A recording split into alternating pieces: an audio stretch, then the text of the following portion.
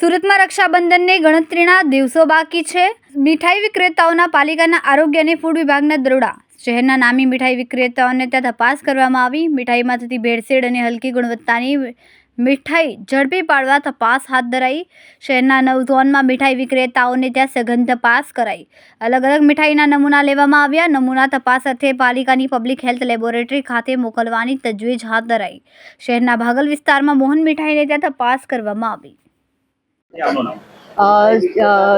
JSA food safety officer Surat મહાનગરપાલિકા ભાઈ બહેનના પવિત્ર તહેવાર એવા રક્ષાબંધનના પર્વ નિમિત્તે સુરત શહેરના નાગરિકોના સ્વાસ્થ્ય અંતર્ગત સુરત મહાનગરપાલિકાના આરોગ્ય અધિકારી શ્રી અને ડેઝિગ્નેટેડ ઓફિસરના માર્ગદર્શન હેઠળ સુરત મહાનગરપાલિકાના ફૂડ ઇન્સ્પેક્શન વિભાગ દ્વારા સુરત શહેરના 9 ઝોનોમાં આશરે ફૂડ સેફ્ટી ઓફિસરોની 10 જેટલી ટીમો મીઠાઈ વિક્રેતાઓને ત્યાં સ્થળ તપાસની કાર્યવાહી કરી રહી છે.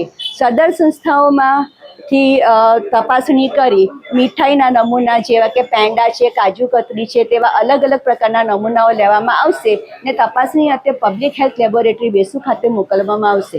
સદર તપાસણીમાં જો કંઈ ખામી જણાશે તો FSSAI એક્ટ મુજબ વિક્રેતાઓ સામે સખત કાર્યવાહી કરવામાં આવશે.